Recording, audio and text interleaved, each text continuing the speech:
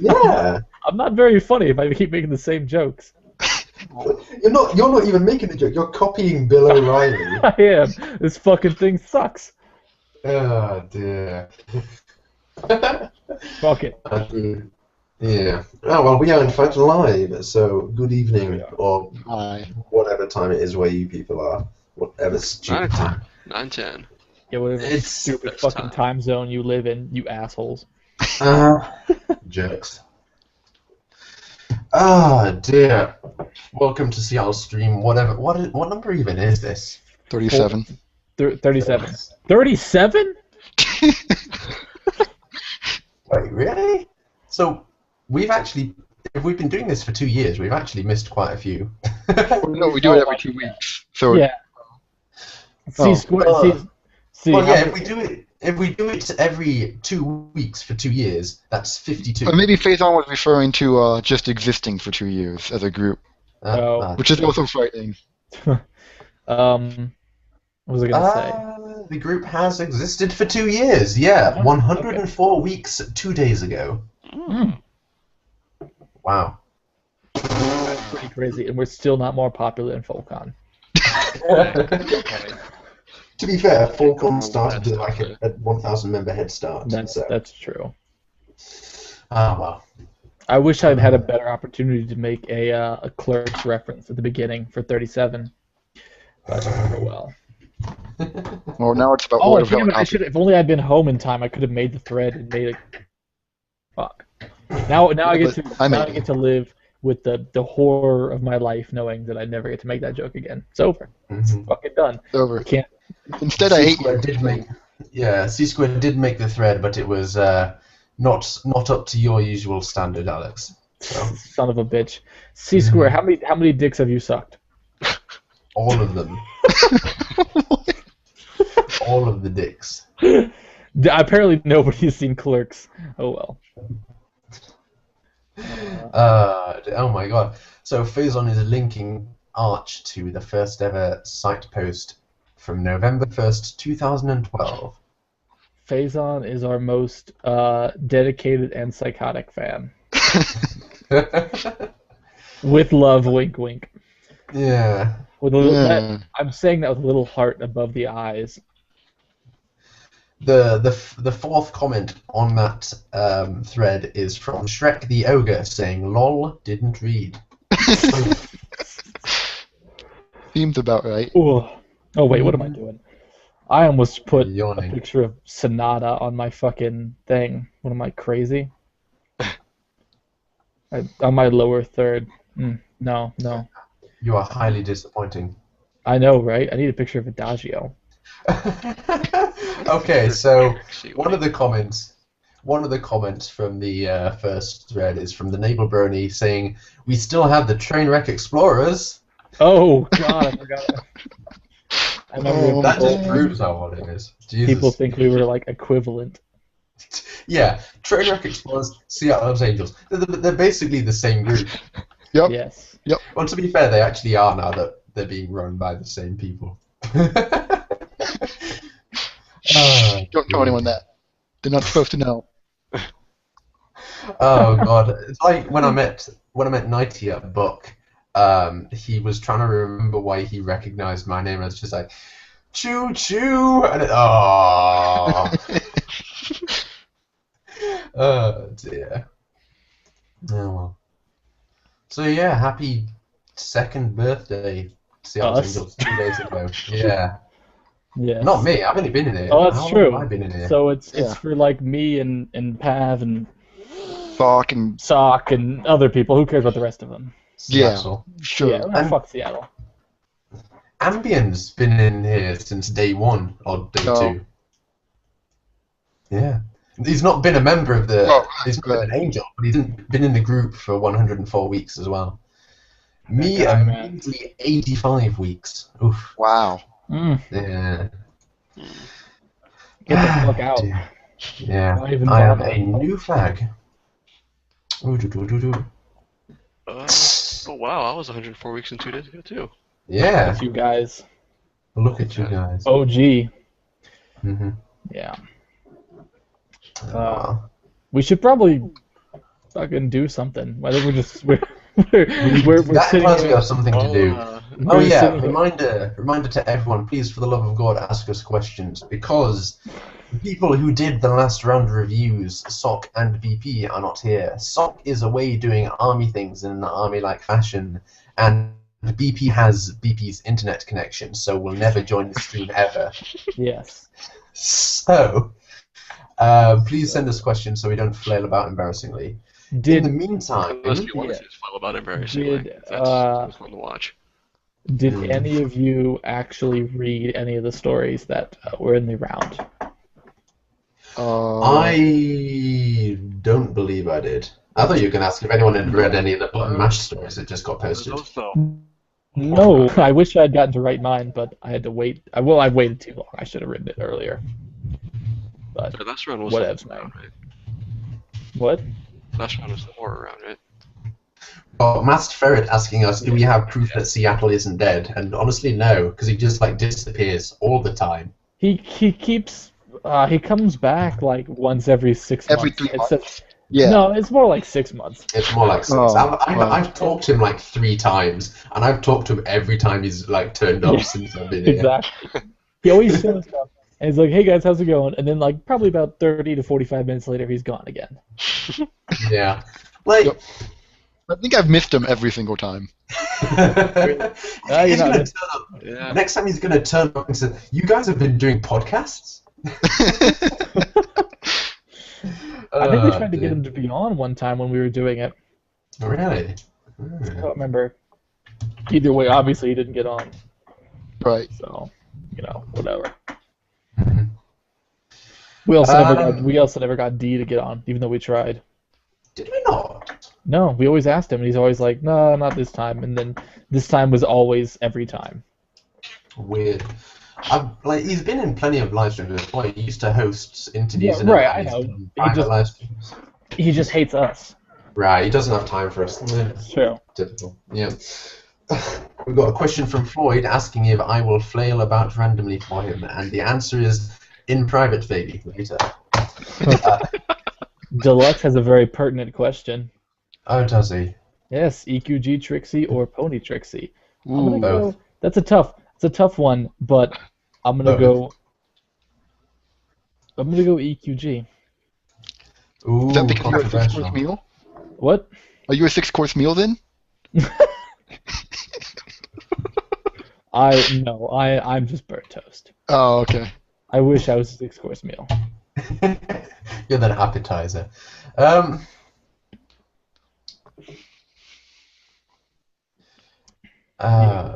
Dear. Come on, guys. Ooh.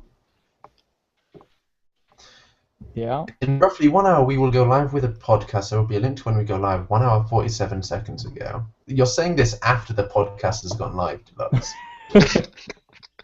We got questions. Where's Pav, and do you remember the first fic you posted? Where's Pav? He's super gay and thus unable to come.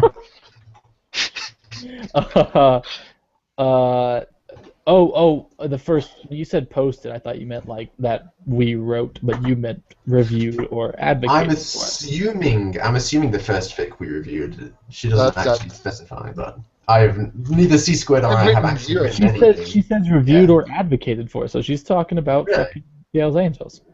She sent me a PM saying posted, so whatever. Whatever. Well, Yeah. 0. That's So, special. Yeah, first reviewed. Good lord. If we're talking about Seattle's Angels, I think the first review that Hey, Well, Red. what?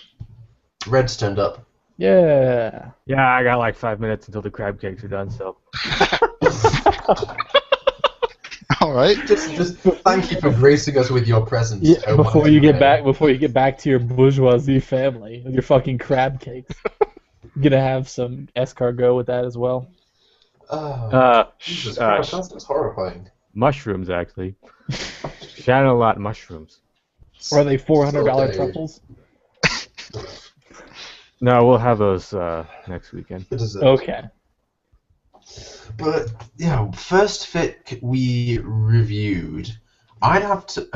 I get the feeling my first round was with C-Squared and Sock. I think it was you and Pilot. No. Yeah, I was Pilot, of course, yeah. Oh, one of them was, I think it was Red's story. The Long Haul? Was that one of the first ones I reviewed? I think it was on the round. Yeah. Yeah. Right? Did you guys actually review that? Yeah, we did. Yeah. Oh. That shows how important we are. How much influence we have. We can't even influence our own bloody reviewers. Fantastic. I'm going to go look this up because I'm genuinely interesting. Okay, my round was 19, yes. The Long Haul, yes. Good intentions and fun. I wonder. 2 World Boating Alliance stories. Imagine that. What a fucking shock. I call it nepotism. I remember from my first round really liking Raindrops Keep Falling. Oh shit! I remembered the story from my first round. One of the first ones we did was a story called Pip, about Pip. And How unusual. it was Pipsqueak? Pipsqueak. Fuck you.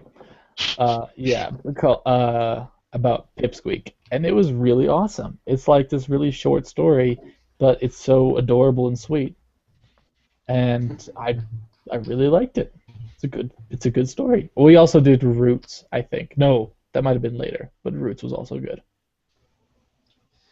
Yeah, that was I think round 3. I can't remember the name of it, but I remember your favorite, Alex.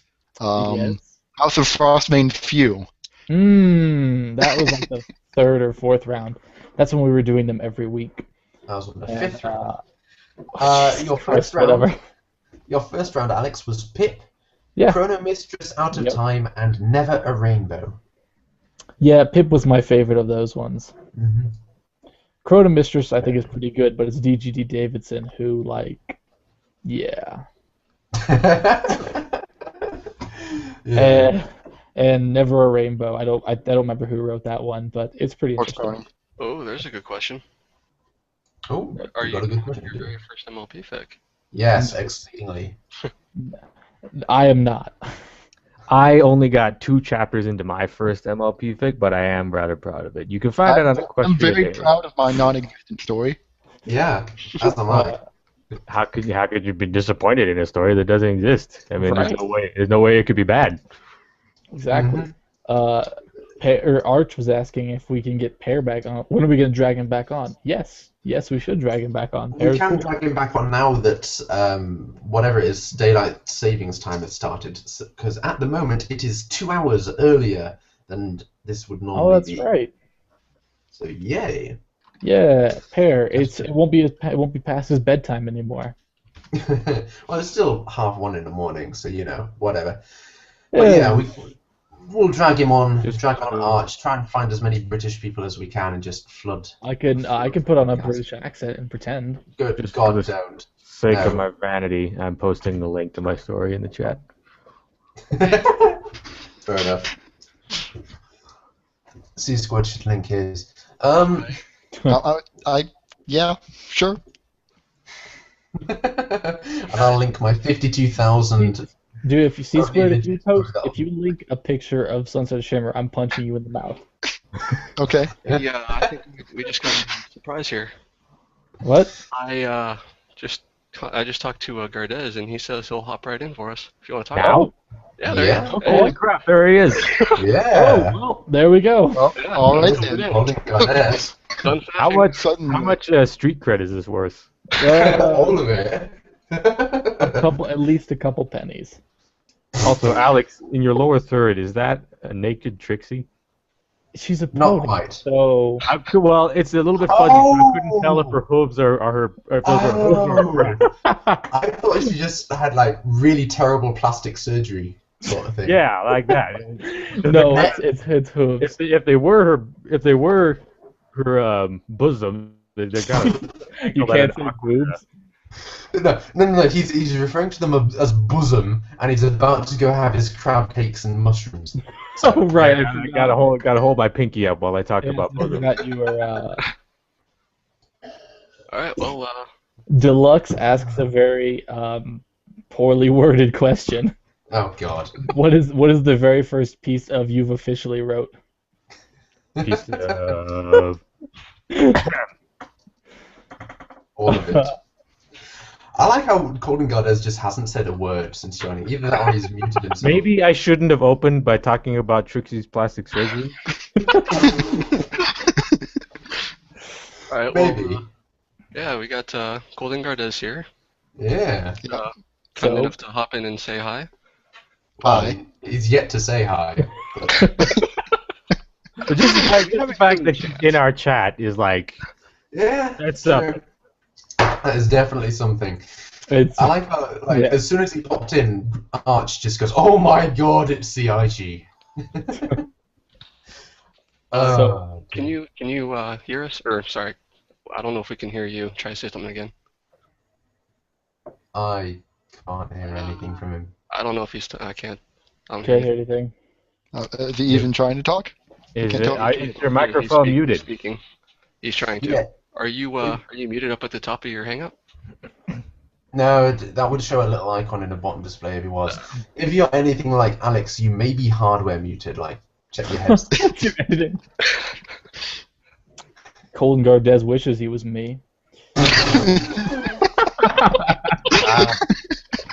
Pinnacle of masculinity, that is Alex Magnet. Yes. Oh my God. Well, if all else fails, we can have him type stuff in the chat and one of us can read it out. So. Does anyone know what his voice sounds like? He is obviously exactly like mine, being the burly American military man that he is. Arch wants in so he can talk to Can you guys hear me now? Yes! Yeah. It was not a hardware issue, it was a software issue. Okay. Oh, okay. Then you are superior to Alex in at least that respect. No, but only that respect. Only that respect, of course, Alex. Welcome to the Seattle's Angel stream. We like to faff about a bit in here, so Yes. brace yourself. That's quite all right. It's a weekend night. I've got nothing else on my schedule, so let's go. There It's you the night go. after Halloween, so I have vast amounts of random miscellaneous chocolate. We Oh. actually bought. What have you done, Alex? I might have spilled some stuff. See, this. I'll be right back. It's all over everything. Alex, why? Right. Oh god. So yeah, it was Chocolate. bought loads for Halloween. Yeah, I bought massive amounts of like Reese's cups and Mars bars and Milky Ways and various other things. We didn't get a single trick or treater because I remembered after having bought it that we live in the UK and the UK doesn't do Halloween. Right? It's really weird because all the supermarkets and stuff are trying to push Halloween because then they get to sell stupid amounts of sweets and spooky things, and nobody's buying it. So you just end up with massive amounts of stupidly cheap chocolate. It's fantastic. I'm sounds amazing. just imagining these vast dumping grounds of Halloween paraphernalia. Yeah, just Mars bars as far as the eye can see. Sometimes as well. Mars bars are great. Absolutely. So yes, now that we have guest Colin Gardez on the stream, Yes. I'm fairly sure Arch is going to have like all the questions, considering he's If he can contain himself. yeah. His theory, and while you were speaking, Gardez, his theory was that your voice was ultrasonic and cannot be heard by human ears. So. Oh, regretfully, not the case. That would be pretty cool. No. That would be a pretty that'd be a pretty terrible superpower. Yeah. It'd be like Talk being dogs. mute. No, you could talk to dogs. You'd be like Aquaman, but I don't think dogs understand you still. They could hear you. You're a living dog I whistle. think dogs can do normally actually. So Yeah, exactly. That's what I'm saying. It would be like they could still hear you. As an owner of 2 dogs, they may be able to hear, but they don't fucking listen. Right? Oh dear. You could annoy bats. That's something you could do. You could That's mess with true. their echolocation. That's true. You could piss off Batman. That's your superpower. I mean, again, bats could hear you regardless. So I guess it's not much of a superpower in that case. No, it's a pretty terrible superpower. It's just a power. Just a power, not I had particularly super. I had an English teacher in middle school Mhm. who every time he would hand back tests, he would always have like some little game he would play where he would do something like, "Oh, he would hand back your test and tell you how you're going to die." It was always like some really ridiculous thing. Like mine was Okay. swallowing a football for a bet. All right. But one time That would do that. every time he hand back the test and would tell you what your minor superpower was, and mine was the ability to create very small amounts of fire, like no more than a lighter, like a Bic lighter. Fair enough. So, I've got to say, my favourite superhero that I've heard of so far is Man, who was bitten by a radioactive man, giving him all the powers of a man. is he just completely average? He's just a dude. His arch nemesis is called All the Things That Need Doing. So, Excellent. oh god. This is super weakness is post-it notes. We've got a question for Arch. She's asking, how are you shot word and doesn't afraid of anything? So I'm assuming that means how do you go about writing everything that you do and drawing, I suppose, because Arch Yes. does that as well. How does it feel to be a person who writes good things? Tell us. Alex We is would- desperate. to I know. would I don't know what that feels like, so The author of Suplexia. Or the not to be yet, author. soon to be written. Soon to be author of Suplexia. Although I've written many other classics. Like Applejack, Princess of Eyebrows. Yes. Yes. So go on then, Gardez. Let's hear this straight from the horse's mouth, so to speak. No. Sorry, you got me right as I was trying to swallow my dinner. Give me about 10 seconds. Oh God, we He's killed having him. crab cakes as well. He's having crab cakes. Oh shit, he's at Red's house the whole time. Had no idea. All right, what was the Yeah. question again? I swear I was listening. I want to make sure I get this right. Arch wants to know how you go about writing and drawing all the stuff that you write and draw, because he was absolutely flabbergasted when you revealed that you were an artist as well. Well, the drawing's probably easier to explain, and that is, imagine you have a brick wall that you're trying to break down, and your method of going about it is just to bash your head into it repeatedly. Eventually, That's- you will knock down the brick wall. You will get there with enough time and effort, and that kind of describes my drawing process. I'm a little better at writing, I think. I got a few more techniques that help me, skip a few steps, bash my head into that wall a few fewer times. But really, it just comes down to time and effort. There's no like trick I can say that, hey, if you just do this, suddenly you'll be a better writer. Certainly, the creative part of it is something that you can develop outside of writing. The creativity applies to artwork. The creativity applies to a lot of things. But the actual craft of writing, how do you make a story that people can follow, that they can understand, that draws them in and makes them feel like they're actually in whatever world you're trying to paint? That's a technique. That's stuff that you learn by doing, by reading, and by practicing. That's fair enough advice. It's almost like we have a real podcast with actual advice. I don't know how to handle this. We may have to edit the title of this so it's featuring Gardez and actual writing advice. Yes. Yeah. Yeah. Yeah, because like my advice would have been don't care. Yeah. Don't Just care don't. about what you write, just put it down and then publish it under the name Winona Commits Seppuku and various other things. Yes. Yeah. I want to know, I have a question. Don't edit things either. Editing's for Don't scrubs. edit. Yeah. First draft, final draft. I want to know how you find time to do all this stuff, because unless I'm very much mistaken and you've been deceiving us all these years, you are currently in the military, you also draw, you also write, and I'm imagining you have to find time to eat and possibly sleep in between all that, so... I'll be honest, time management is tough. Every day I get on FimFiction or whatever, I find messages asking me, "Hey, when are you going to finish story XYZ, Salvation, whatever?"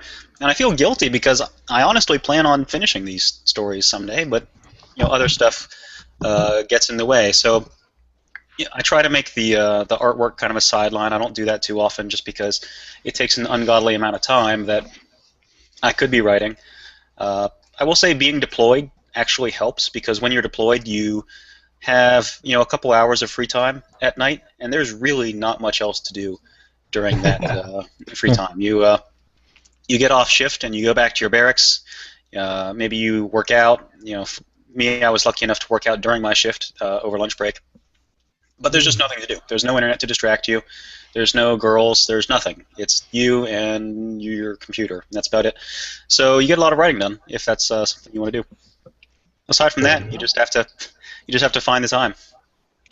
Well, yeah, I'm actually quite surprised that the army actually leaves a couple of hours to actually be a person. Ooh, you've been added to the Seattle's Angels chat. Well, it depends on what your job is. When I was on this recent deployment, I worked about 90 hours a week or so, which a lot. Some for sleep and the rest for writing. Yeah, I assumed you were left with negative hours every week. That you actually worked so far beyond 24 hours a day, you were actually working into the next day. It's like I want 25 hours a day. Right, I had assumed the army had discovered some sort of weird time distortion device that allowed you to work more hours than were in the day. Yeah. Actually, you want to know a secret about deployments? They're extremely boring. Okay. You might have guessed that already. Yeah. We call them Groundhog Day because every single day is exactly like the one before it, and you just slowly count down the number of days until you get home. But there's no Bill Murray, so it's infinitely less entertaining. Yes, the great Bill Murray certainly made it seem more interesting, but I have to imagine we were getting the highlights of his experience. That is true. They just kind of skipped to him killing himself over and over again. There for the most of that time, and that's what deployments are like. They seem really exciting if all you hear about is the convoys and the fighting and the explosions and stuff. But I got to tell you, that sounds exciting. That sounds terrifying. It's pretty rare. That stuff doesn't happen. Yeah. That happens, a couple times during a deployment. Whether you're lucky or unlucky, I guess take it how you will. Mm-hmm. The rest of it's just boredom. Yeah, the rest of the time you fill the time doing dance videos to bloody music for the internet. Yes. How many YouTube sensations have you helped start? I'm sorry, say that again. I was totally spaced out. Nothing. I was just kidding. It wasn't in that. Okay. That's what I thought. I try to make it. Yeah, Alex tends to be a jokester. See? What? I resent the accusation that I joke about. I am only serious. Not the most serious of business. Yes. Take one look at my FimFic profile, and you will see serious is my middle name. Mm-hmm. Absolutely. He wrote all of those ridiculous fics with the most serious face possible. He just like scowled. He just scowled at his screen the entire time he was writing. It's true. Princess of eyebrows. Yeah. Look, when I was writing that story about Ariane, it wasn't a joke. That was a serious social commentary. Serious social commentary on Nazi ponies. Yes. Well, look, it's a serious problem. Who else is going to tackle it but me? Earth ponies were unicorn supremacists. Yes. I do this world a service that nobody else provides.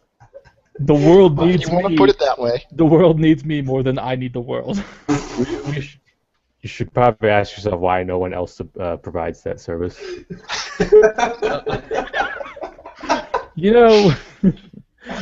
Red, I don't like to ask those questions. I don't think they lead to very happy places.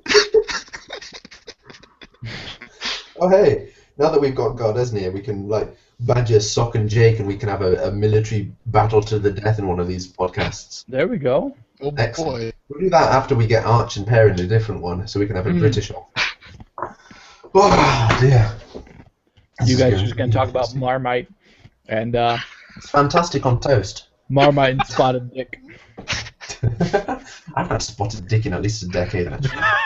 Have you ever actually eaten bubble and squeak? Yeah. You know what's the Why worst? wouldn't I have? What's the worst? Jaffa cakes. I hate that. Those are Fuck disgusting. you! Those are Fuck disgusting. you! No, Jaffa no. cakes are godlike. No, Arch they're will the murder you in your sleep. Jaffa cakes are probably the most disgusting thing I had when I was living in that area. They were just. I accidentally ate one time and I thought I was gonna die. You actually thought you were gonna die. I did. This. I like I'm this is coming serious, from- didn't you hang know? on. This is coming from the native, from the country which invented cheese in a can. Yes. And with that in mind, Jaffa cakes is the worst thing I've ever eaten.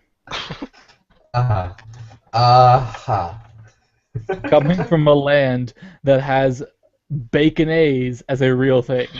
Baconaise, yeah, I remember that. We had at one point, this just randomly popped into my head, but at one point, Heinz tried to push coloured ketchup, like Yeah. purple and green. Yeah, and, So weird. Those actually, I just don't know what they were doing. they did actually change your poop to those colors, though. You know what it is? Why else would you buy it? Oh my goodness. You know what was delicious though? Those little donuts that you can get from Tesco. They were like little granulated sugar donuts that were, I don't know, they were like €1. It was so cheap. Like a euro.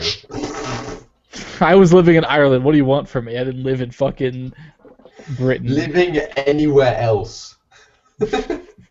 Seriously. Well, there's a place in town actually that makes donuts right in front of you. Like Yeah. There was a place like that opened up in Dublin and closed down like 2 months later. There's this guy that stole. He called himself Dinky Donuts, and he started like a decade ago. And everyone just called him Kinky Donuts.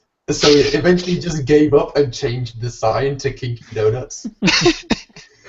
So now we have a Kinky Donuts shop. Krispy Kreme shows you how they do donuts, make the donuts. Yeah. They Doesn't also make show me you how wanna to eat give you them anymore. diabetes, so it's a 2-for-1. Yeah, like they show you how they drop it into the oil and fry it a little bit on both sides, and I'm pretty sure they don't cook it all the way through. The best part about seeing Krispy Kreme donuts being made is how they go through one waterfall of icing and then another right after it.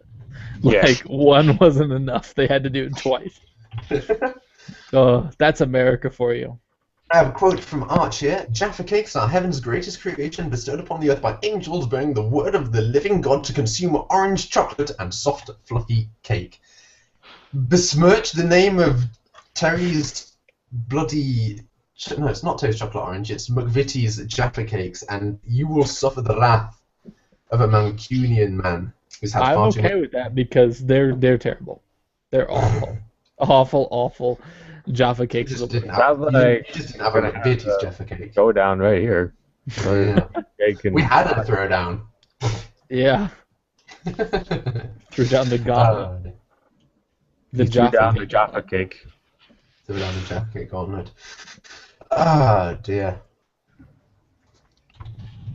Well, I mean, you could. I could see how you could make a gauntlet from Jaffa cakes because they are so repulsive. You could use them to ward people off. Wave them at people like a gauntlet, and they're just going to run away. What sort of gauntlets are you talking about? That you wear, like, it's not okay. You wouldn't use it to defend yourself, but you could use it to ward people off. It's a Like- special. It's more of a talent.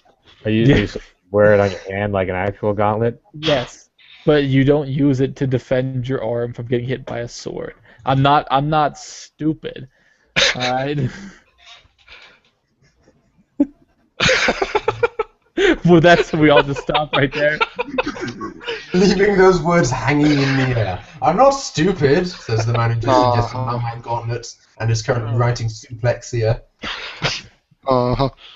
Alright, well, we do have a guest, so let's why don't we try to turn it back toward Gardes some. I have a question. I remember you set up a blog when you first got back, where you said it was weird. You were walking around the supermarket. Mhm. You were walking in the supermarket.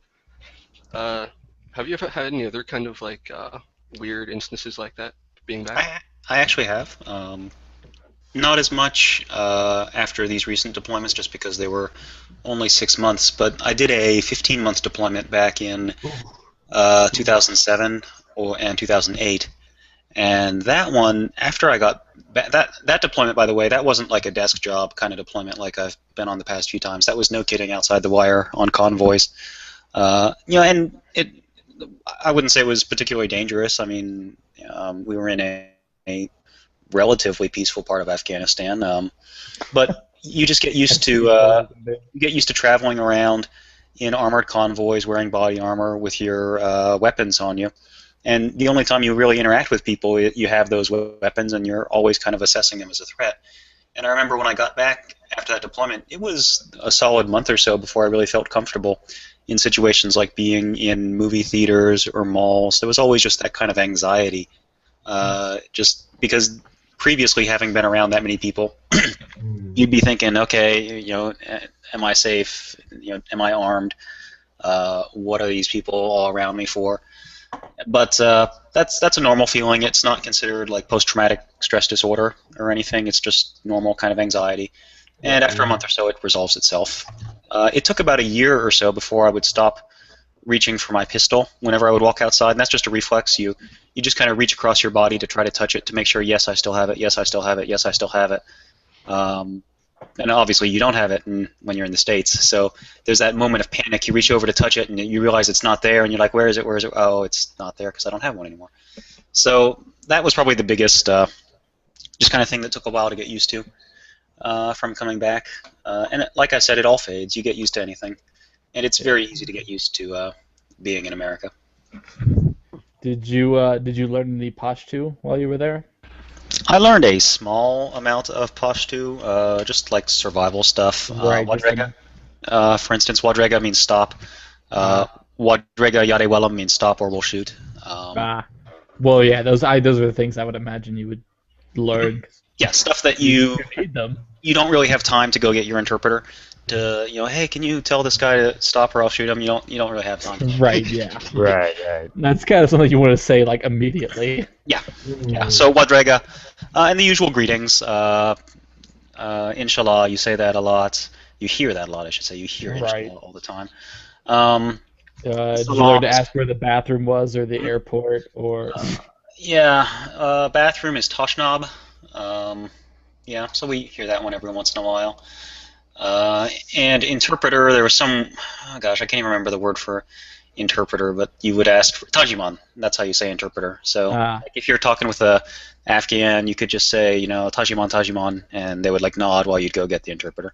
Did you have you seen John Oliver's bit on translations? No, I have not. Okay.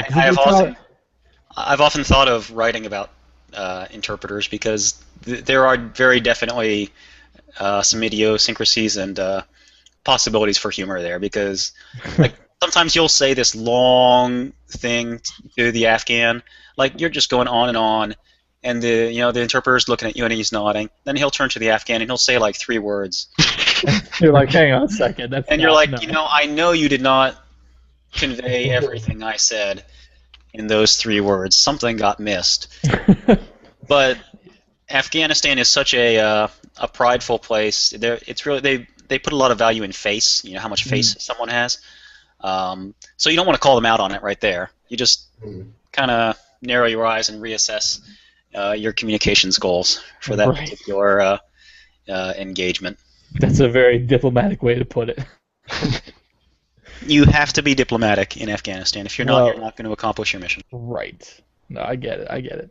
But no, if you get a chance, it's on YouTube. You can go watch John Oliver's bit on translations. It's really good. It talks about how translators are really underappreciated and how we're not doing enough to help people that help us. And, yes, that's absolutely true. I've helped get a couple of my interpreters back to the States. That's pretty rare, as I'm sure you know. Like, not a lot of them get back. Yeah, they have to get it's called a special circumstances. Right, but they're ridiculously hard to get. They are. We were pretty lucky. We managed to get our guys back without too much trouble. Our team had a pretty good record. getting the troopers back. But there are some. I feel bad for them because they're still over there and they're gonna stay over there for a while. Yeah. And it's not gonna be safe.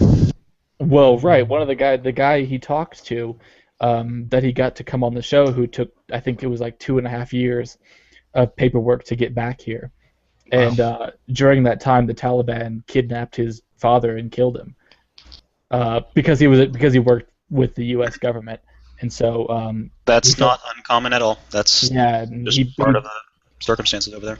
Yeah, and he blamed himself for that. And now his family is in hiding because they couldn't come back to America because it was Afghanistan, or it might have been Iraq. Either way, one or the other, the family can't come with you if it's Afghanistan or something like that. I think it was Afghanistan. Your family can come, but Iraq, it's just the translator for no reason. It could be. I know the State Department has a lot of rules, and there's a lot of politics that go into that. Well, right, but I feel bad for those guys. Those guys are, they love America more than we do.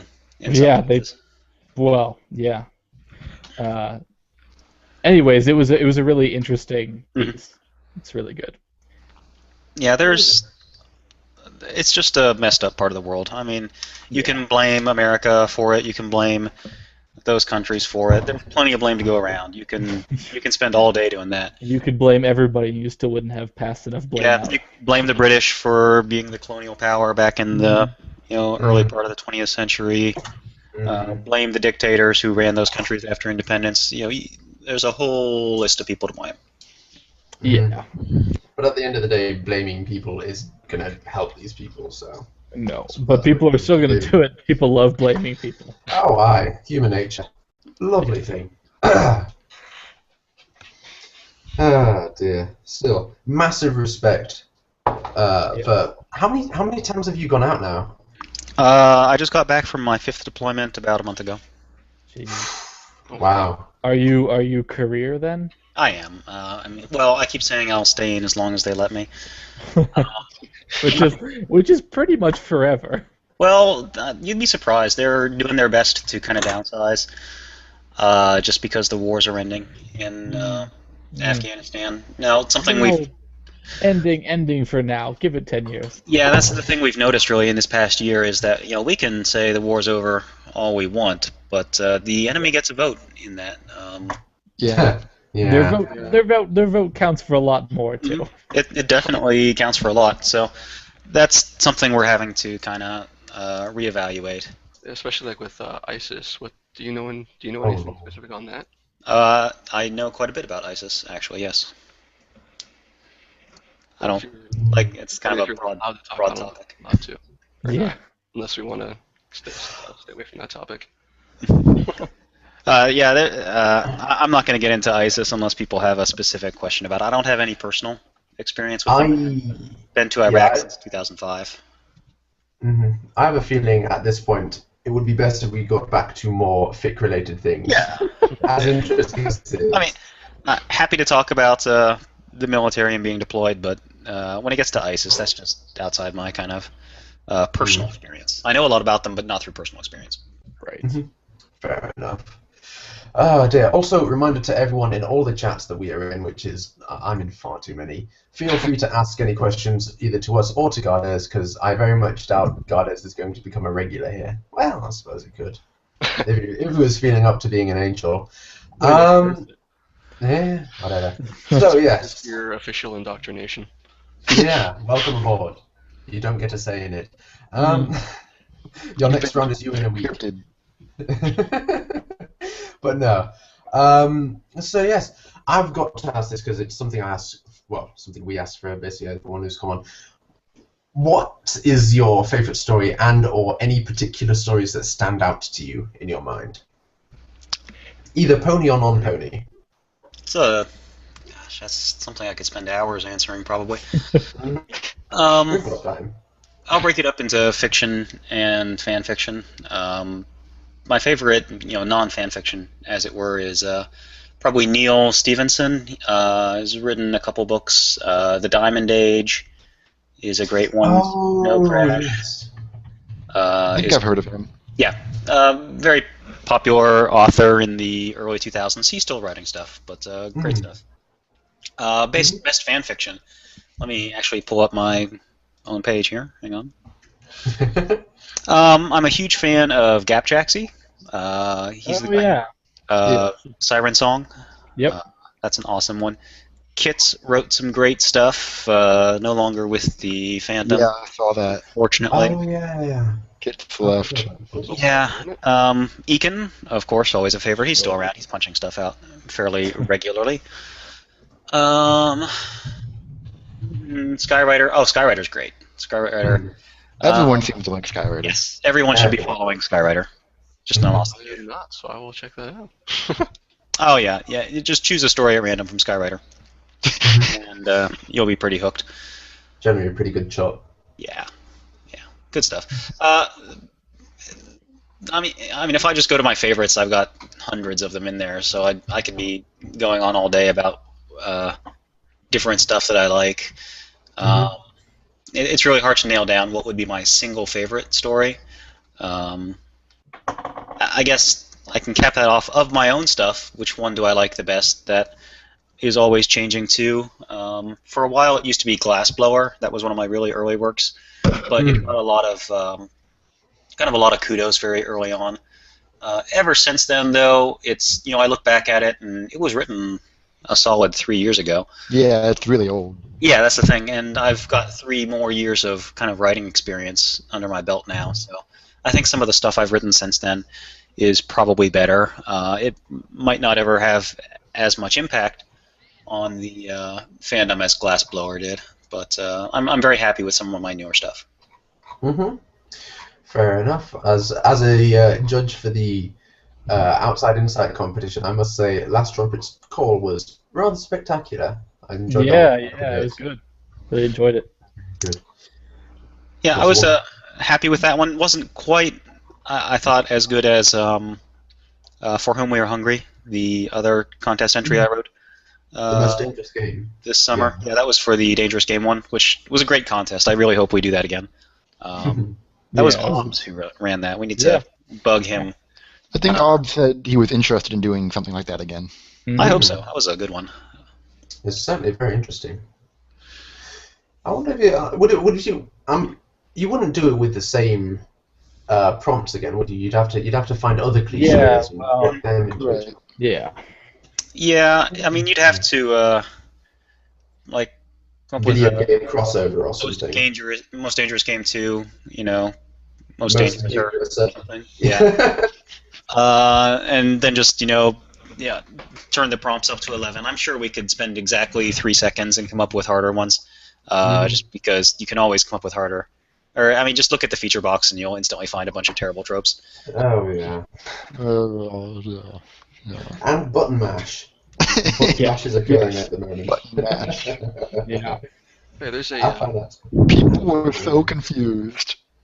It's fantastic. It's one person who was saying, "I have a suspicion that someone's organized this." No. Okay, what is in my feed? We've got button bash, button crash, button flash, button cache, button dash, button nash, button hash, button thrash, and Obbs's button mash. Button mash. It's And my unwritten button slash fiction. yes. Are you ever going to... I think I'm probably still gonna write it. Okay. a question in the main chat. Oh. Yeah. It actually finally spit out a comment. It's been lagging so bad. Yeah, chat usually lags around podcast time. I don't know why. Yeah. We just get too many questions for it to handle. Oh, I know. It's just it's nonstop. So, Gardez, do you consider the Harry Potter series a masterpiece? I wouldn't say masterpiece. I will say it's a magnum opus. 2 terms that kind of get glommed together sometimes. Magnum opus is more of just a master work, a great work that is really the culmination of someone's career, and it's certainly a great work. I'll give it that. Masterpiece, though, is probably something that needs to be defined by time. Yeah. And I don't really think it was written to be a masterpiece. It was written more to be something popular. And is it possible to be both? Yes, but I don't think Harry Potter is really really one of those things that is both. I think it's an incredible work. I mean, obviously, Rowling's is a talented author. She has a knack for writing. The things she do, we would all be well served to emulate. But I wouldn't say it's really a masterpiece. That really implies a level of artisanship that I don't think she was even trying for. She was aiming for a great work rather than a masterpiece. Yeah, I would agree. I think it's good, but not like you said. It's not a class. It'll be like if it becomes a classic, it'll be a classic in the same way that, I don't know, Peter Rabbit is a great children's classic. It's not something that's recognized as great literature. Yeah. Well known. It'll be like Ursula K. Le Guin, who wrote a bunch of kind of children's works, but very popular among adults as well. Right. I forget who wrote them, but The Wind in the Door series. Just children's books, but very popular. Watership Down, another one. Of course. Yeah. I've got to say, while I did find myself enjoying the Harry Potter series overall, I'm not sure I'd call it a great series. Like, it was definitely good, but I would have to agree. I said I was eating crab cakes, but I had to tear myself away from stuffing my face with them. Okay, fair enough. Yes. Like, Rowling had the problem, to me at least, where new installations in the series would interfere with previous. It's like when she introduced the Time Turner, that just brings up all sorts of problems. When she introduced the what was it? What's the name that people use for bat ponies now? Thestrals. Thestrals, that's right. I don't even know why people use that word for bat ponies. Because they're stupid. That's why. Well, Because they do look similar. It's just in Harry Potter, the Thestrals are bat horse skeletal things that you can only see once you've witnessed death. The problem is Harry witnessed death and then didn't see the Thestrals until later when someone told him about the Thestrals. Yeah. So, Yeah. there are problems with it, and yet, like, at the end of the day, it was still highly enjoyable. I did still like the Harry Potter series. I'm just not sure I'd call it great. So I remember when I read them the first time, I mostly read them because my grandma bought them for me. I didn't want her to be sad. I wanted to actually tell her, yeah, I read those. And I did get through like 5 books, but I wouldn't really say anything in her writing actually stood out to me. It was right. It's like like Gardez said, it's written to be popular, not to be a masterpiece. Yeah. So that's why it feels like a lot of other things, a lot of other young adult fiction. Interesting. Obbs' story is getting a lot of downvotes, actually. Surprisingly so. What? Yeah. Probably because people know it's part of a fad and they're just like, I'm going to download it, vote it, because None of the others. Wording. None of the others There's circles around them. Oh wait, actually no, they do. A lot of them do have a fairly poor rating. Never mind. Well, they can go suck Mash's buttons. Quite. And it's basically like when people reacted so violently to Obbs' Peach thing. Oh my god. Like, Forgot about that. Admittedly, there were an awful lot more Peach stories than there were with this thing. Yeah, this was more of a coordinated, pre-planned thing. The Peaches was very spontaneous and just kind of blah. Yeah. It just sort of happened randomly, whereas this one, it was just like, a dozen or so people all writing stories about button mash. You get that if you write if you enter a bloody competition, you know? Like, if you have a writing competition where the focus is a character, then of course there are going to be a new dozen or so stories about that character, so, yeah. I think it's just people got put off by the fact that they all have similar names. You know? That just suggests a fad or something. But Whoa, right. Did Deluxe seriously ask about Trixie's in What? your lower third, Alex? I changed it. Calm down, people. I was like, if this is gonna be a thing that people are gonna be confused about, what's the rating on this podcast? R. I think it's R. We've already said fuck and shit and ass. Yeah, I think that was literally like the first word where you did that bloody... Oh, right, when I was doing the Bill O'Reilly bit. Again. Everything sucks. Yes. Oh, Jesus. Mm. Yeah, we've never... Oh, there's Raz. Yep. Oh, dear. Raz, that Raz. fucking son of a bitch. Mm-hmm. Is he hardware muted as well? I don't know, man. Who knows? Nope, there he is. The There he fucking is. mystery. Excellent. Hello. Hey. Nobody cares, Raz. Go away. Yeah. Deluxe is asking us what we think about the new Harry Potter movies coming out. I didn't even know they were coming out. Are they? Wait, what? I thought they were done. Harry Potter's were I thought done. they were done. No, they're talking about J.K. Rowling's apparently like, hey, I wrote some new stuff. We should make movies of it. And What? She wrote new it's stuff? J.K. Rowling, so they're gonna do it.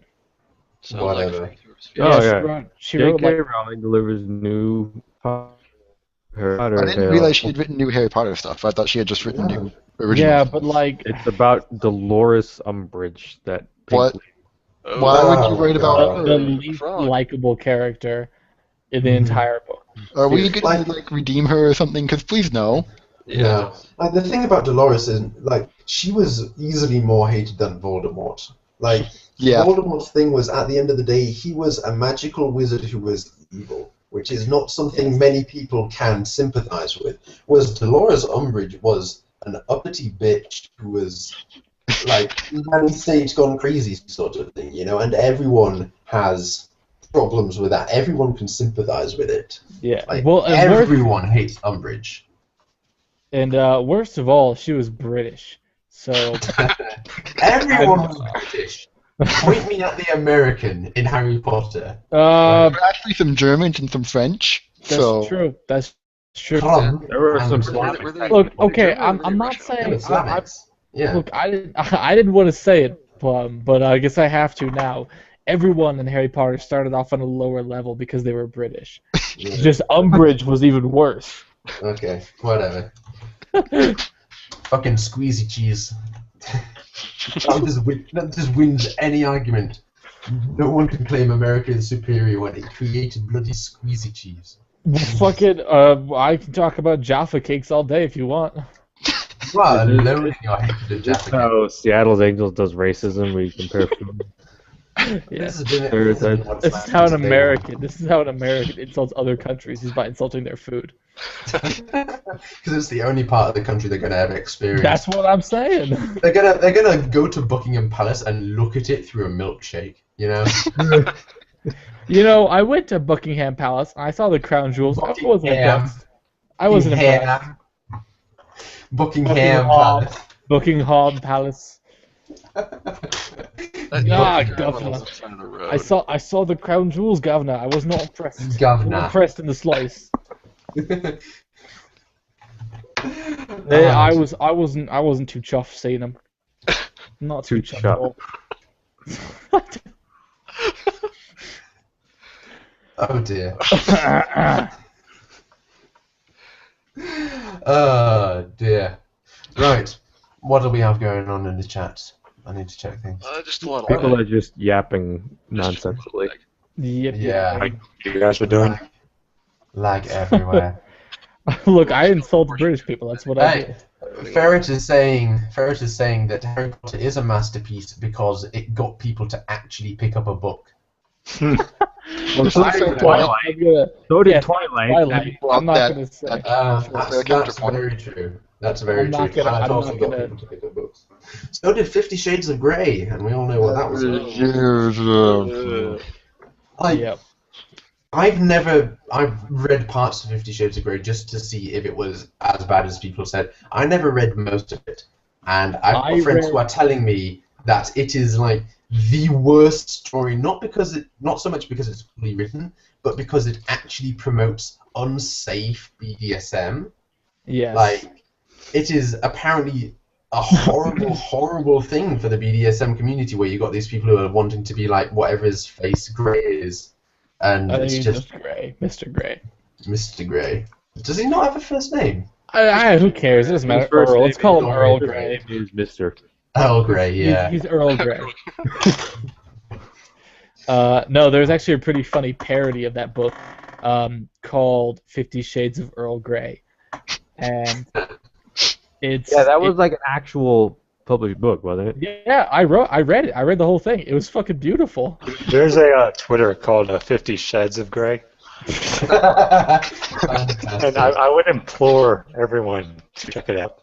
It is. It's gonna be like Kim Jong Il looking at things again. No, it's like. Let me grab one real quick. Oh boy.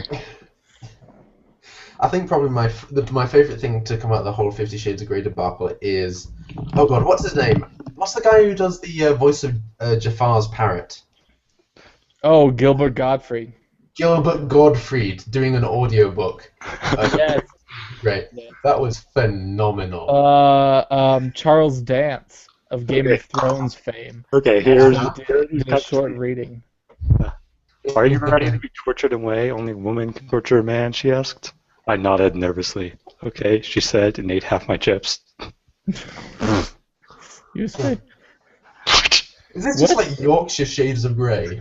Is that what it is? You make my panties so wet, she squirmed. Don't blame me, I said. You should have taken them off the line before I turned on the sprinkler. You make my panties so wet she squirmed? Yep. That's a quote. I'm sure that's a quote. It's so long, she squealed. I don't think it's going to fit. Sorry, I said, but it isn't easy saying what you want in 140 characters. Jesus, fuck. Oh no. Yeah, let's leave this before it ends up like that one time we discovered the worst religious fan art Tumblr. Yeah. Sonic upon the cross. Or I remember that. Should we talk about ponies then? The rings make it. The rings make that picture. I'm not disagreeing that it was beautiful, but it's not. This isn't the place. So should we talk? It's still not as good as the Jurassic Park erotic fan fiction website that I showed you guys. Dinosaur fan fiction, yes. Which has the beautiful Jurassic Park theme song MIDI music playing in the background the whole time. Oh, it's so good. Oh god. Oh, it's so good.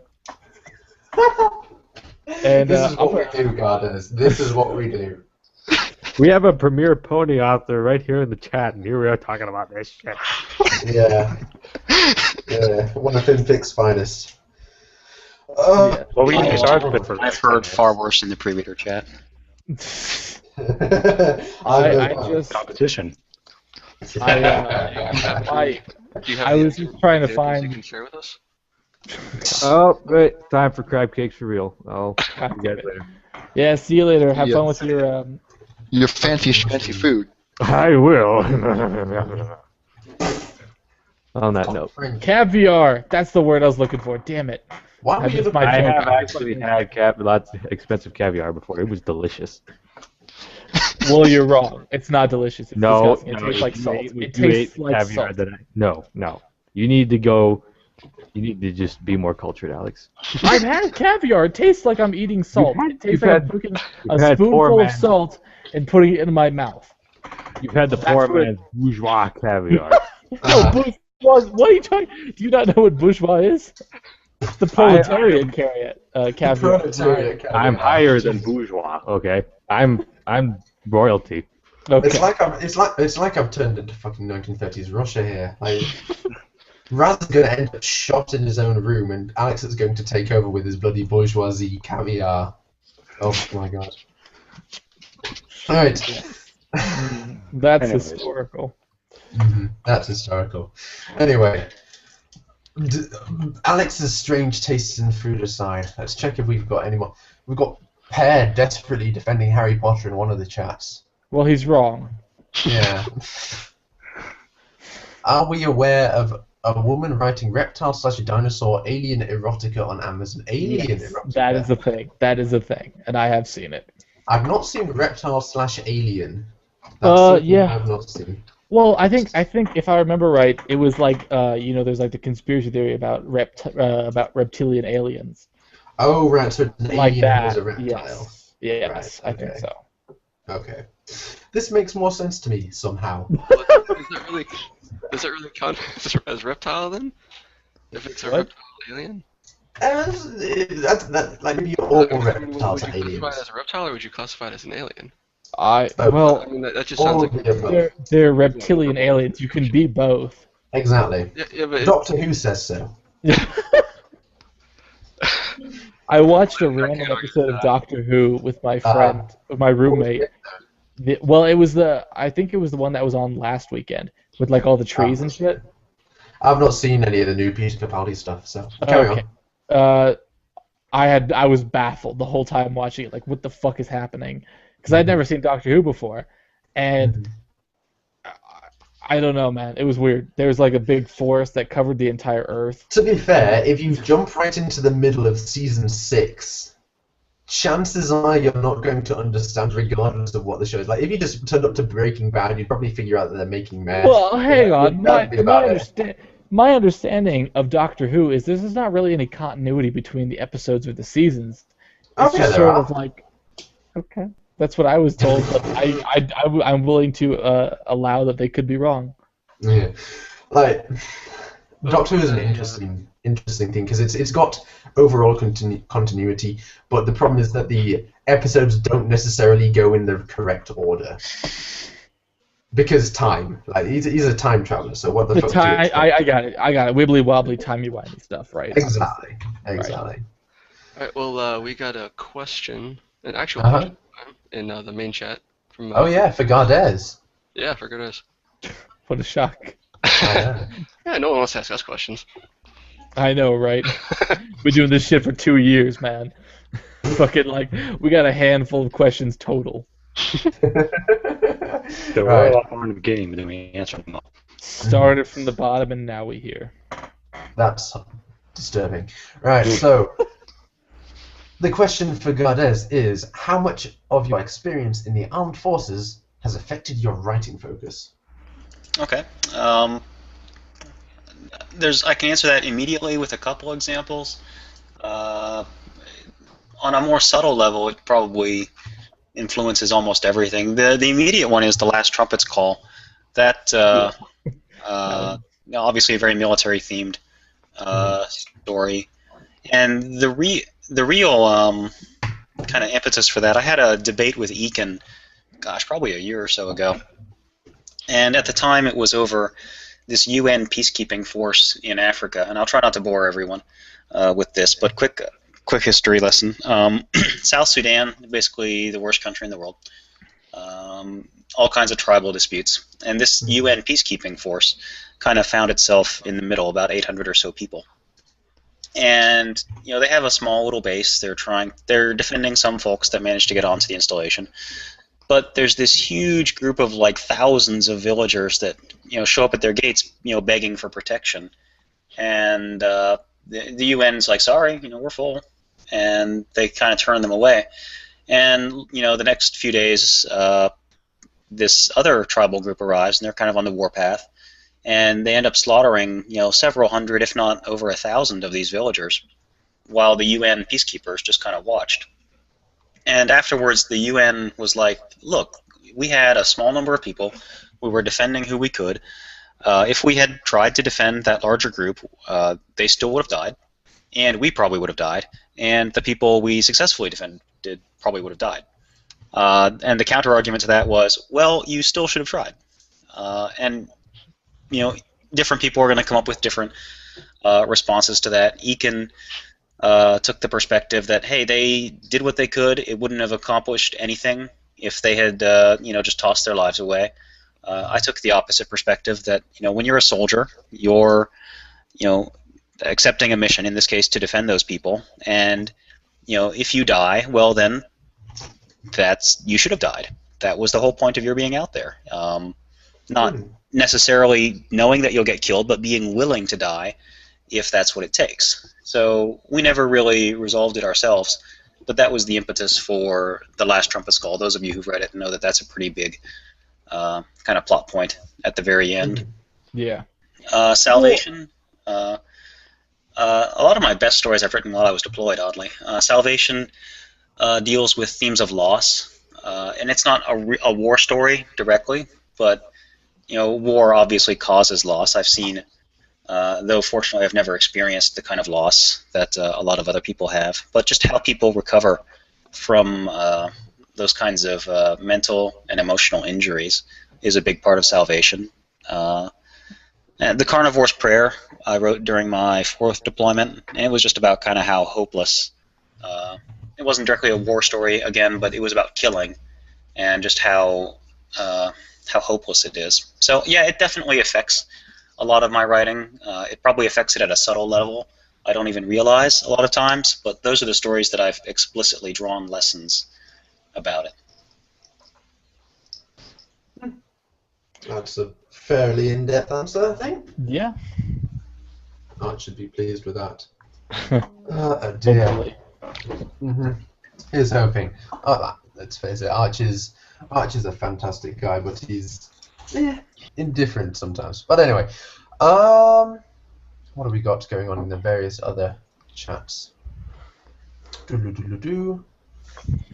Absolutely nothing, because they're all lagging to hell. Fantastic. Woo! Skype to our wonderful machine.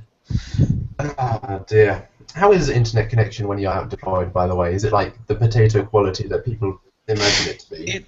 It varies surprisingly. On my 2nd deployment back in 2007, I was at this tiny little base near the Pakistani border, like literally the sticks of Afghanistan, which is already kind of a remote area to begin with.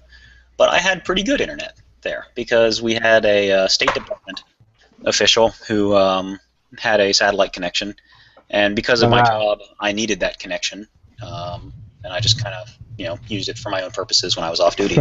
So very high quality. But other deployments, I've been at Bagram Air Base, which is this massive air base in eastern Afghanistan. Thousands and thousands of soldiers, and when you're able to get on the internet, it's like molasses. It's like going back in time to 1990 or something. Getting some dial-up. Yeah, a good old 2400 baud modem, if you're lucky. And I think it just has to do with there's more demand for the internet than there is capacity. Whereas if you're out at a tiny little base, satellite's satellite. It's going to work regardless of where you are. But at huge bases, you've got 1 million people trying to use it, and at small bases, you've only got a couple. Fair enough. But to say, I know very little about Afghanistan itself as an actual country. I know some basic facts about the conflicts itself, but I've been fairly removed from it. So, forgive my ignorance on the matter. Well, I mean, most people are pretty ignorant of it. Yeah, I was going to say it's a very confusing mess. You're going to be hard pressed to find, just out on the street someone who knows a lot about Afghanistan. Yes, the Cards Against Humanity card, the geopolitical geopolitical quagmire that is the Middle East is not an exaggeration. That is exactly what it is. I'm aware of that much. I was more referring to like the geography and the place itself. So whatever. Oh, it's very mountainous for a lot of it. It is, yes. It's extremely mountainous. Yeah. Except where it's not mountain, it's desert. That's right. That's kind of the thing. It's either desert or mountain.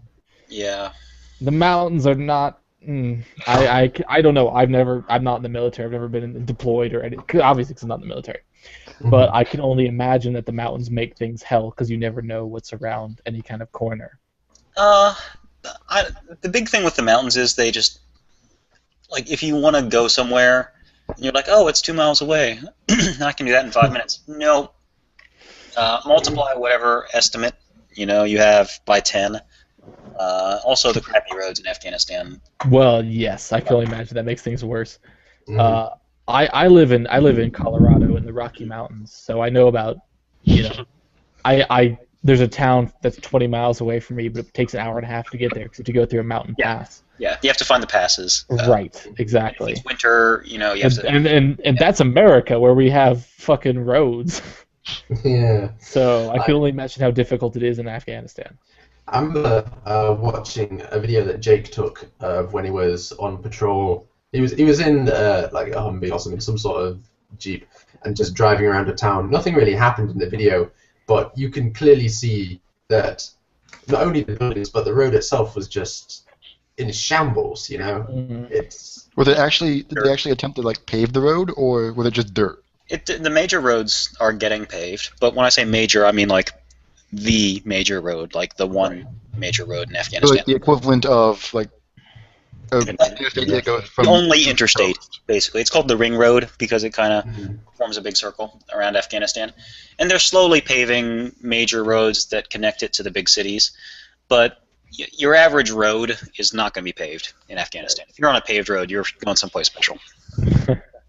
Well, yeah. I mean, not only is it Afghanistan been part of like a near constant war for like 50 years, and then a hell of a lot longer than before that too, off and on. But they just don't have the infrastructure to build roads all the time. No, or at all, really, to be honest. When we were in Gardez, there was a section of road that we were rebuilding, but on parts of it, like most of it was just like this dirt ruin. But every once in a while, you'd reach a little patch of asphalt. And it was left over from the Germans in the 1970s. They did a lot of reconstruction work in Afghanistan back then. Really? I have no idea why. But there's a lot of German projects left over in Afghanistan from that period. And these little fragments of the road were just about all that was left of that little particular project. Kind of a subtle commentary, perhaps, on our own efforts in Afghanistan. Is there any sign of the Russian influence from like the 1970s? Oh, all kinds. In fact, I have a picture. Okay. All right. I was the team photographer while I was out there, so I got like 5 kabillion photos. Billion. Is that the technical number? That's a military term. Right. Okay. Hang on. Let me see if I got this. There it is, PRT blog. But yeah, Gardez, the airport there. Now, I have no idea how I'm going to share this photo with you. Screen share is the green square up in the top left. The green square. It has an arrow on it. Okay, hang on. I have to find. Okay, here we are. So yeah. All right, so the green arrow in the top left. Yeah. You see the pull-out menu where it has like all the little. I want to share. You have to keep the window up too. Don't minimize it. Okay, I got this. I know what I'm doing. Okay. I am an expert. Oh God, incoming path. Okay, can you guys see that? Yes, we can. Okay, that's the tank graveyard at Gardez. Oh wow, lots of Russian tanks there. It's when the Soviets pulled out, they couldn't take everything with them. There was a lot of stuff that they had to leave behind, much as we are doing, by the way. We're giving a bunch of stuff to the Afghans. For the Soviets, it was tanks. We don't have many tanks. We have Humvees and MRAPs and that kind of stuff. But this is just a part of it right here. The actual graveyard goes on for hundreds of yards, and it's just, probably almost 100 of these armored vehicles just all over the place. That is an insane amount of investment that's just been. Oh yeah, just tanked, so to speak. Well, yeah, that's America too, in a different respect. Are they all salvageable? Hang on a second. Are they salvageable? Nah. I mean, anything that was salvageable in there would have been stripped, decades ago. Hang on. Here's another photo. Are the locals? These are some kids. That's an armored personnel. Well, actually, there's 2 armored personnel carriers. You can see one kind of in the background. And they're just hanging out on it because it makes a nice seat, I guess. Let's see what else. But the other, you got legacy of the Soviets. The millions, and I mean that literally, the millions of landmines that got left in Afghanistan. Yeah. Landmines are everywhere, not just Afghanistan. Everywhere there's conflict, there's always landmines. Yes. I remember when I went to Germany, and the time I went to Ypres in Belgium, both times we both had warnings that there was a fairly,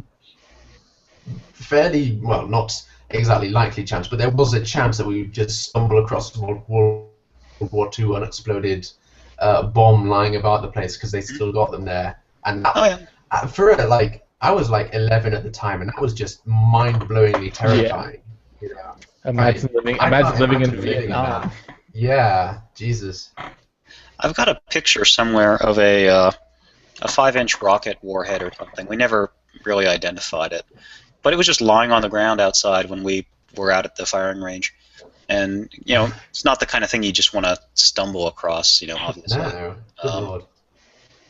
I'll have to dig through it. I got all these photos I need to get organized at some point. But it's just a dangerous place. There's all kinds of stuff left over from the Soviets, and I imagine 30 years from now there will be all kinds of stuff left over from us as well. And there will be. By then, Afghanistan will be some other conflict. And, yeah. That whole region's been in near constant conflict for like 1,000 years. There's a reason it's called a revolution. So. Goes in circles. Mm-hmm. Well, welcome to the stream, Pav, for the whole 5 minutes we've got left. Fashionably late, as always. Fashionably late, yes. Fashionably. Quite you. You're so late you haven't found the time to draw on your whiteboard. I'm most disappointed. Okay. Well, time to put his Pop-Tarts there, so that's well, in fact, they're there all the time. Oh, dear. He's writing now. Let's not give him any attention. That's the worst thing you can do, is enable me. Uh-huh. Forcible touchings. No distractions. There we go. Oh, dear. I'm not even going to look. I've thoroughly killed the conversation. I'm proud of myself here. Uh-huh. Yeah. Business Well, as not usual, how convenient, because the stream is just about to end unless we decide to go on longer. I don't think we have that much else to talk about, really, do we? Like Well, we did. Ponies? Ponies. Yeah, we could mention ponies in this stream at some point. I'm okay. Maybe somebody can explain something to me. I'm confused. What exactly are ponies? I don't understand. The little they're sacks fine. of multicolored meat and sunshine. Mm-hmm. Okay. Interesting. We can discuss storybook vision, I suppose. Who has 13 read it later bookshelves? Me and Present Perfect actually. Present Perfect and I. Yeah, Jesus Christ, Pat. For fuck's sake. We're a fucking review group, for goddamn sake. Just get it right. You turn up 5 minutes before the end, and this is what you bring to the table. Me and Present Perfect. Would you expect any less? Right? Would you expect any more of me? Yeah. That's my guy. Anyway, Present Perfect. Anyway, we asked Storybook Vision, who, if you are not aware, and you probably are, because he is probably statistically speaking, he has probably added one of your stories to his Read It Later list. This is a gentleman who currently has, I believe... Unless you're BP, who's apparently still not Yeah. Oh, no. That's just terrible. Poor BP. Or BP. Poor dude. I think I've got 3. I think I've got 3 fixing his stuff. He's added almost all of mine, which is like... He's added all of mine, too. He has 13 individual Read It Later lists, and all of them are marked public, so you will get notification if you are on one of his 13 different Read It Later lists. Me and PP. How long are each of them? Which you probably are. Last I checked, they were all like 700 each. I thought he was at 290 for some reason. I don't know, but we asked him. We asked him, like, dude, like, what's the deal with this, like, number 9, number 12, like what are you doing here? And he's just like, oh, I had one Read It Later list that had like 4,000 fics in it, and I figured rather than actually like getting rid of them or organizing them, like prioritizing them or anything like that, he just decided, I will kind of do the well-known tradition of just spreading the peas across the plate so that it looks like there are less peas. So he's literally taking like 20 at a time from his Read It Later and putting them into 1, 20 at a time, put them into 2, and so now it's manageable. So we kind of intervened and we're like, yeah, contact us. We'll help you set something up to get through these things, because you're not going to. It's not only that it's not just that he's taking things from his old Read It Later list and putting them in a new one. He's finding new stories and putting them in the Read It Later list. Like, he found Present Perfect's list of reviewed stories and added all of them Oh my god! Yeah. It's this. I can't tell if he's either Some people in this fandom, man, they're yes. Dedicated. He's either dedicated or psychotic. He's well-intentioned. He's just in over his head, and he just doesn't. He just needs to prioritize and get through like 10 fics. Let's read 10 fics, and then we'll start looking at 4,000. Okay? Yeah, he's not so much in over his head as he's like trapped at the bottom of the Mariana's trench. Like that's how deep in he is. Yes. So. and he doesn't think he's trapped, which is. No. He currently. Very I love that spirit, though. It's a good spirit to have. Oh yeah. Enthusiastic. Enthusiasm is overrated. He currently has about 22,000 stories in his Read It Later. 22,000. That's a lot of stories. Hold on. What? 22,000? Here's your proof. Hold on. There you go. And see for yourself. Link. A link. See, the thing with that too. My stories are in there, so you know that some of that stuff is not very good. That he's about to Right. Well, he added me to his stuff, of course. Yeah, he's got almost all of my stories, so that's not a good sign. That's a bad thing.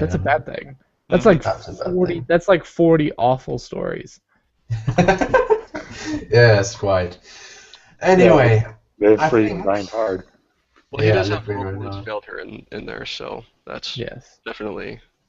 I like how he color coordinated his Read It Later list. Like they're not all just the same. He's gone through the whole spectrum. Yeah. They're color coordinated, and so you figure, okay, maybe number 1 is for romance, number 2, or maybe like number 1 through 6. Maybe they're like in some sort of priority that he wants to read all of the number 1 stories. No. I like how each Read It Later has over 3,000 unread chapters. Yeah, it's pretty enthusiastic. It's daunting. Yes. To say the absolute least. It's daunting. If you're out there, Mr. Storybook Vision, Godspeed.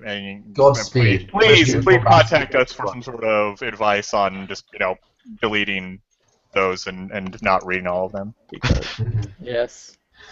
But yes. I have a punny question for Peoples. Nobody cares. Okay, quickly before the end. No, let's just end it. Just end it. Don't worry about it. Nobody No, cares. I want to ask. Okay. Is anyone at all writing for Equestria Daily's Friend Off, which ends tonight? No. Oh, fuck. I forgot about that. I am the only one who wrote a fic for... I was going to, and I forgot. You got distracted by Suplexia. And also Button Mash. Which I didn't write either of them, but... I have too many projects on my plate. Alex, you hate Button Mash, right? Do I? Yes, absolutely. Yes. You will. I will tell you, you will enjoy my fic because I also hate Button Mash and I make fun of them constantly. Does it feature gay Button Mash shipping? No, but I don't care. I don't care. Our conversation is over. We're done. The stream is over. Let's go. Done. Stream is over. I'm stopping the broadcast. It's over. We're done.